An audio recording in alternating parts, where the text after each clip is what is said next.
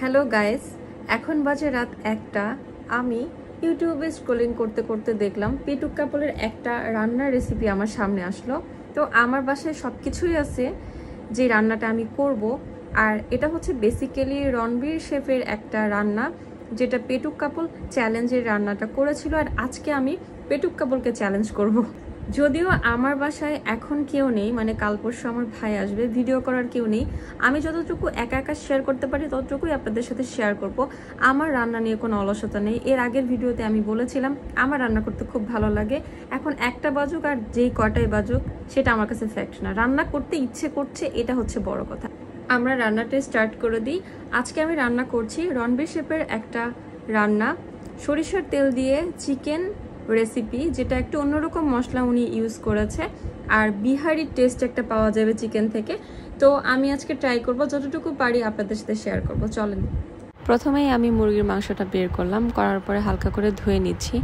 এরপরে আমি আমার পছন্দের মতো করে পিস পিস করে ভালোভাবে ধুয়ে নিয়ে হলুদ, লবণ আর মরিচ দিয়ে ভালোভাবে মেখে একটু তেল দিয়ে ম্যারিনেট করে নিব। 15 থেকে 20 মিনিট এটা বাইরে কোথাও রেখে দিব। এর মাঝে আমি কিছু মশলা তৈরি করে নিব, যেখানে আমি জয়ত্রী, সাদা এলাচ, কালো এলাচ, লং, গোলমরিচ, জিরা, ধনা, আদা, সরিষা আর লবণ দিয়ে ভেজে নিব। কিছুক্ষণ ভাজার পরে এটাকে আমি ভালো করে পাটার মধ্যে ব্লেন্ড করে নিচ্ছি। আপনারা চাইলে ব্লেন্ডারও ব্লেন্ড করতে পারেন। আমার ঢাকার বাসায় ব্লেন্ডার ছিল না, দ্যাটস ওয়াই আমার পাটা ইউজ করতে হয়েছে। খুব সুন্দর করে ব্লেন্ড করে নেওয়ার পরে আমি এই পাটার মধ্যেই কিছু কাঁচামরিচ থেতিয়ে নিব, কিছু আদা থেতিয়ে নিব আর কিছু রসুন থেতিয়ে নিব। এগুলো সব কাজ করতে আমার 15-20 মিনিট শেষ হয়ে গিয়েছে। আমার মুরগি অলরেডি ম্যারিনেট হয়েও গিয়েছে, তাই আমি কিছু ফ্রাই প্যানে সরিষার তেল দিয়ে ম্যারিনেট করা মুরগিগুলো ভেজে নিলাম হালকা করে। অন্য একটা কড়াইয়ে আমি ফ্রাই প্যানের বাকি তেলগুলো ঢেলে দিয়ে এখানে কিছু তেজপাতা, শুকনা মরিচ, কালো এলাচ, 3-4টা লং আর 2টা দারচিনি দিয়ে দিলাম। এটাকে কিছুক্ষণ নেড়ে চেড়ে আমি একটু পরে পেঁয়াজ দিয়ে দিব। পেঁয়াজ দেওয়ার পরে কিন্তু আমি ঢাকনা দিয়ে ঢেকে দিব।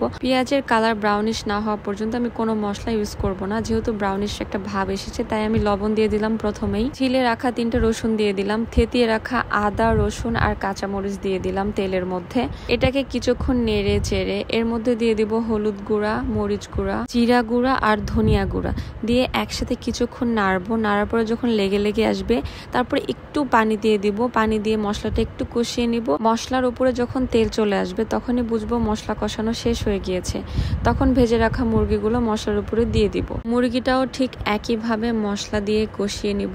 1 থেকে 2 মিনিট এরকম নেড়ে চেড়ে দিলেই দেখবেন মুরগিটা লেগে আসছে। তখন এর মধ্যে কিছুটা গরম পানি দিয়ে দিব, যেন ভালোভাবে মুরগিটা সিদ্ধ হয়। আর গরম পানি দেওয়ার সাথে সাথে কিন্তু বলক উঠে যায়, আর বলক ওঠার পরেই আমার যে করে রাখা মশলাটা সেটা আমি এখন দিয়ে দিচ্ছি 2 চা চামচ। এরপর ধনা পাতার পাতা ছাড়া শুধু ডালটা ইউজ করছি। এই পর্যায়ে না, আমি পুরা রান্নাটাই চুলার আঁচটা মিডিয়াম রেখেছিলাম। তো কে কেমন গ্রেভি খাবেন সেই অনুযায়ী আপনারা গ্রেভিটা রাখতে পারেন। আমি একটু মাখো মাখো পছন্দ করি, তার জন্য আমি গ্রেভিটা একদমই শুকিয়ে ফেলেছি। আমার রান্না কিন্তু কমপ্লিট হয়ে গিয়েছে। তো আমার রান্নাও আপনারা অনেকে ফলো করতে পারেন, আবার পেটুক কাবলের রান্নাটাও ফলো করতে পারেন। এভাবে আপনারা রান্নাটা করে দেখবেন, দেখেন আমার রান্নাটা দেখতে কতটা ইয়ামি হয়েছে। এখন চলেন আমরা টেস্ট করে দেখি কেমন। এই হচ্ছে আমার খাবার, আমি অলরেডি ভিডিওতে দেখিয়েছি।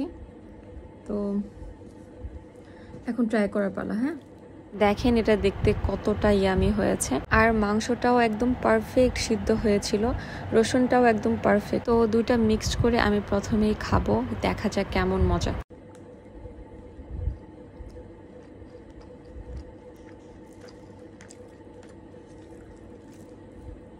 বিশ্বাস করেন এত মজা হয়েছে।